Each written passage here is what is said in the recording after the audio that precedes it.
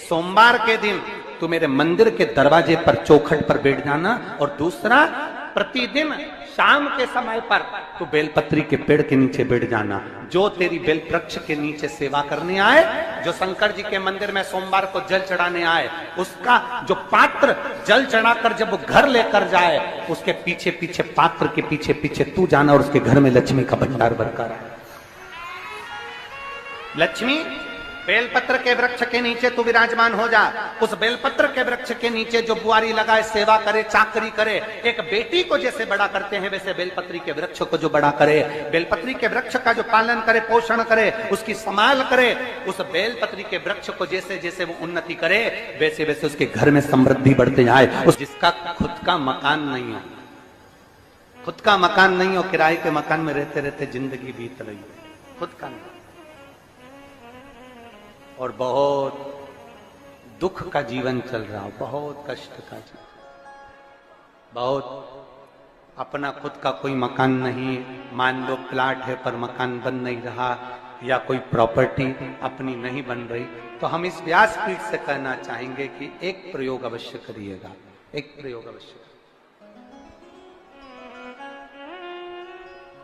अपने आसपास के 5-6 बेलपत्र के वृक्ष देख लीजिए, अपने आसपास के नजदीक के 5-6 बेलपत्र के बड़े बड़े वृक्ष देख लो, या छोटे वृक्ष देख लो। उन 5-6 वृक्ष को धीरे धीरे उनकी सेवा करना प्रारंभ करो, उन वृक्षों को बड़ा करना प्रारंभ करो, उन वृक्ष के नीचे सफाई करना प्रारंभ करो, उन वृक्ष को जल देना प्रारंभ करो, उन वृक्ष को आप खाद देना प्रारंभ करो, उन वृक्ष की सेवा संभाल करना प्रारंभ कर दो, उस वृक्ष के नीचे बुआरी काटना प्रारंभ कर दो, झाड़ू लगाना प्रारंभ कर दो, उस वृक्ष के नीचे सफाई करना प्रारंभ कर दो। उस बेलपत्री के 5-6-7 वृक्ष को आप गोद ले लो। गोद लेना मतलब मैं इसकी सेवा करूंगा, मैं इसमें जल दूंगा, मैं इसके खाद दूंगा, मैं इसकी सेवा करूंगा, कुछ मत करो, बस केवल इस शरीर से उस बेलपत्र के वृक्ष की सेवा करना रोज प्रारंभ कर दो।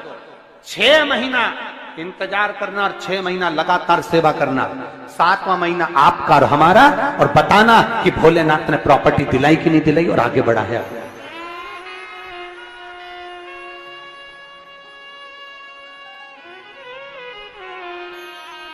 एक बेलपत्र का वृक्ष जिसके नीचे माता लक्ष्मी विराजमान होती है, एक बेलपत्र के वृक्ष के नीचे लक्ष्मी रहती है। दुनिया के लोग कहते हैं लक्ष्मी जी का दिन कौन सा है, बोलो जम के जल्दी से। शुक्रवार। दुनिया के लोग कहते हैं लक्ष्मी जी का दिन शुक्रवार है, पर माता लक्ष्मी से पूछा जाए कि तुम्हारी माता ख्याति देवी नारायण भगवान के साथ तुम्हारी शादी नहीं कर रही थी, शंकर को लक्ष्मी दे रही थी, तब तुमने भगवान शंकर से विनती करी, भोले बाबा मैं नारायण से प्रेम करती हूँ, भगवान नारायण से मेरा विवाह हो। तो माता ख्याति देवी से शंकर भगवान ने विनय कर कर कहा कि लक्ष्मी जी का विवाह नारायण के साथ कर दिया जाए। भगवान नारायण के साथ जब लक्ष्मी जी का विवाह हो गया, तब लक्ष्मी जी हाथ जोड़कर बोलती हैं, बाबा मेरा विवाह नारायण के साथ हो गया, पर मैं आपके चरणों की सेवा करना चाहती हूँ, बाबा आप कृपा करिए कि मैं क्या करूं आपके लिए। शंकर भगवान कहते हैं, लक्ष्मी बस 2 चीजें कर दे, एक सोमवार के दिन तू मेरे मंदिर के दरवाजे पर चौखट पर बैठ जाना, और दूसरा प्रतिदिन शाम के समय पर तू बेलपत्री के पेड़ के नीचे बैठ जाना। जो तेरी बेल वृक्ष के नीचे सेवा करने आए, जो शंकर जी के मंदिर में सोमवार को जल चढ़ाने आए, उसका जो पात्र जल चढ़ाकर जब वो घर लेकर जाए, उसके पीछे पीछे, पात्र के पीछे पीछे तू जाना, और उसके घर में लक्ष्मी का भंडार भरकर आए। लक्ष्मी बेलपत्र के वृक्ष के नीचे तू विराजमान हो जा। उस बेलपत्र के वृक्ष के नीचे जो बुआरी लगाए, सेवा करे, चाकरी करे, एक बेटी को जैसे बड़ा करते हैं वैसे बेलपत्री के वृक्ष को जो बड़ा करे, बेलपत्री के वृक्ष का जो पालन करे, पोषण करे, उसकी संभाल करे, उस बेलपत्री के वृक्ष को जैसे जैसे वो उन्नति करे, वैसे वैसे उसके घर में समृद्धि बढ़ते जाए, उसके घर में वैभव बढ़ते जाए। ये शंकर भगवान माता लक्ष्मी से करे, भगवान शिव माता लक्ष्मी से करे। तो भस्म, अगर शिव के मंदिर में भस्म मिल जाए, शंकर पर चढ़ी हुई भस्म अगर मिल जाए तो, और अगर भस्म ना मिले ना, तो शंकर के जो शंकर भगवान का जो शिवलिंग है, शिवलिंग के आसपास में जो जलाधारी है, यहाँ अगर भस्म ना मिले तो इस जलाधारी पर अपना हाथ स्पर्श कर कर अपने तन पर उसको लगाकर जरूर आओ। भस्म एक शंकर पर चढ़ा हुआ जल, दूसरे नंबर पर है शंकर पर चढ़ी हुई भस्म। ये दो स्पर्श जरूर, स्पर्श। एक भस्म का एक बड़ा सुंदर चरित्र आता है। दूसरा, जिस भूमि पर बैठकर कथा सुनो उसकी रज को अपने मस्तक पर थोड़ा सा लगाकर अवश्य जाओ, वो जीवन का एक आनंद है। और शंकर के मंदिर में जाओ तो दो चीजें अवश्य लेकर आओ।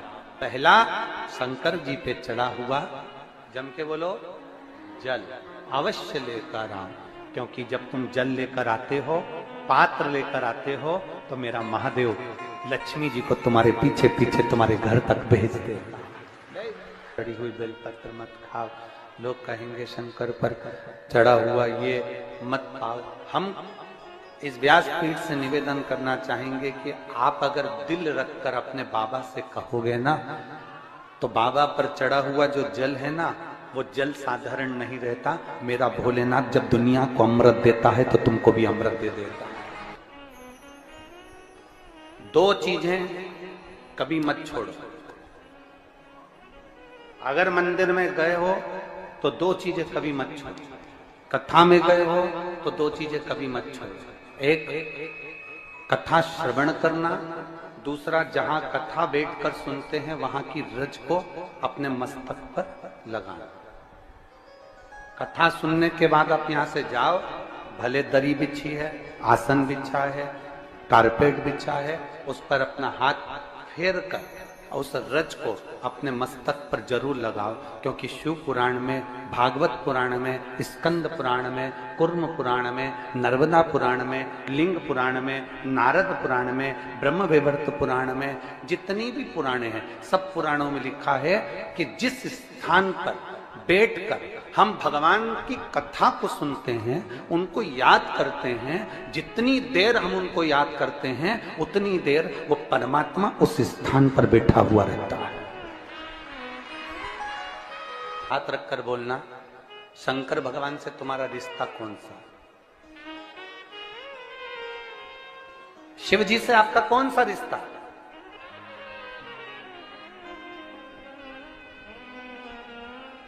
शंकर भगवान को आप क्या मानते हो?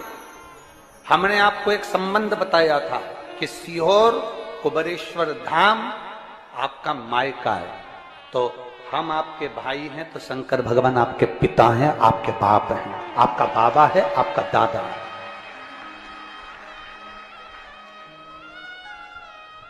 अब आपसे हम प्रश्न करें, उत्तर मेरी कुरुत की बहनें भी देंगी और मेरे जीजा उन भी देंगे और मेरी बेटियां और मेरे बेटे देंगे उत्तर।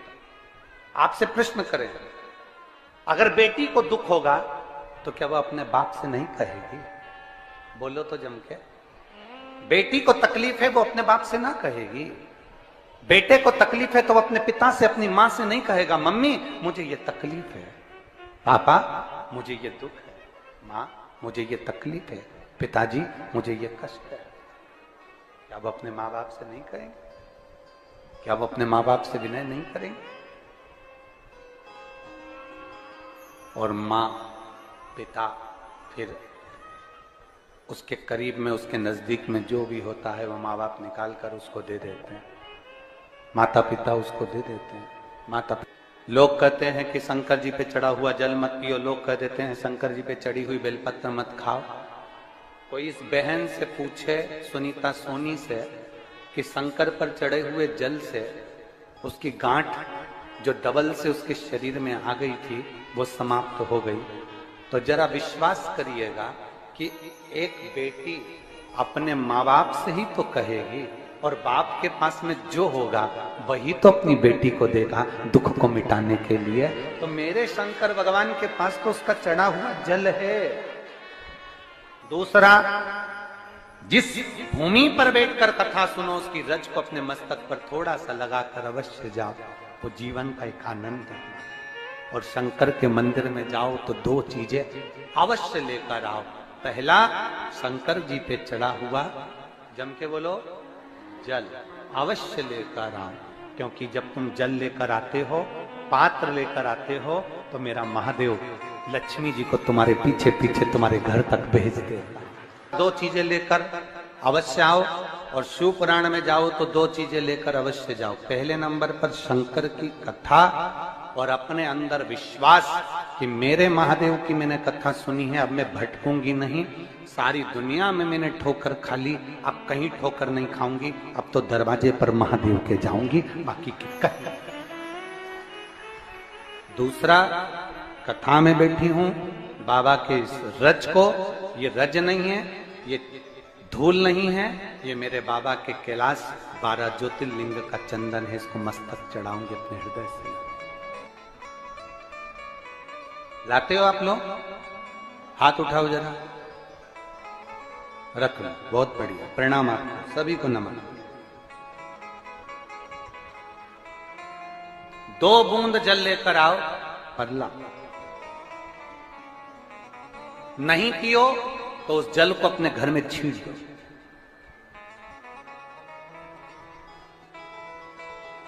नहीं पी सकते, उस जल को छींट दो।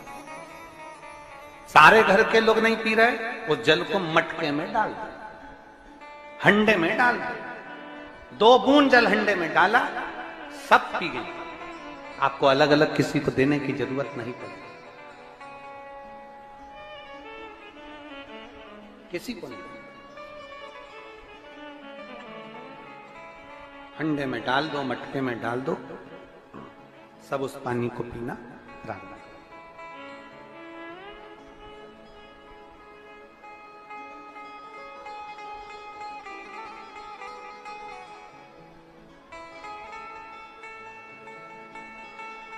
उस जल के महत्व को जो बच्चों का दर्द नहीं देख सकते, जब माता पिता अपने बच्चों का दर्द नहीं देख सकते, तो देव अधिदेव महादेव तुम्हारा दर्द कैसे देखेंगे? वो भी तो काटेंगे तुमको, वो भी तो कष्ट मिटाएंगे। 2 चीजें कथा में जाकर ले। एक, जहां जगह मिल जाए वहां बैठकर कथा सुनो। धूप लगे, पंडालों की इतनी व्यवस्था नहीं हो पाती है, पंडाल लगाने वाले, टेंट लगाने वाले टेंट लगा लगा के थक जाते हैं, तो अपने साथ एक छाता लेकर चलो। 2 पानी की जम के बोलो जरा, बोतल, बिछाने की दरी अपने साथ लेकर चलो। लोगों ने उमा महेश की कथा अपने जीवन में धारण करी कि नहीं करी वो हमको नहीं स्मरण है, पर एक बात का स्मरण करिएगा, ये जो कथा चल रही है ये गौरी शंकर चल रही है। इसके बाद में जो अमलेश्वर में कथा है वो कौन सी है? समर्पण शिव महापुराण कथा। उस समर्पण शिव महापुराण की कथा जब 2 तारीख को विराम हो जाएगी, तब उसके बाद में जो कथा 6 जून को प्रारंभ होगी सोलापुर महाराष्ट्र में, उस कथा का नाम रहेगा उमा महेश शिव महापुराण की कथा। उसको जरूर सुनो। सोलापुर में जो 6 जून से कथा होगी उसका नाम उमा महेश शिव महापुराण। उसको सुनना, श्रवण करना, उसको धारण करना है।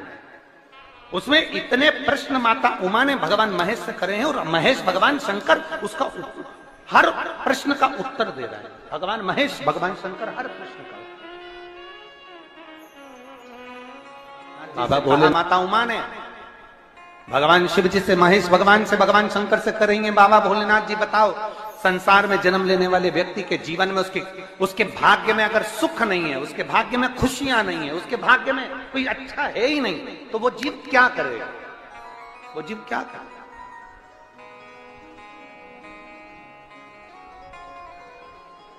भगवान शंकर कह रहे हैं, पार्वती, संसार में जन्म लेने वाला मनुष्य अगर उसके भाग्य में सुख नहीं, उसके भाग्य में अगर खुशियां नहीं है, उसके भाग्य में अगर सुख नहीं है, उसके भाग्य में अगर अच्छा नहीं है, पत्रिका दिखा ली सुख नहीं है, कार्य कर कर देख लिया सुख नहीं है, तकलीफ उसकी जिंदगी में चल ही चल रही है, तो भगवान शंकर कहते हैं, भगवान महेश कहते हैं, उमा, उस मनुष्य को दूसरे का अच्छा करना प्रारंभ कर देना चाहिए, तो उसकी अच्छाई अपने आप सामने आना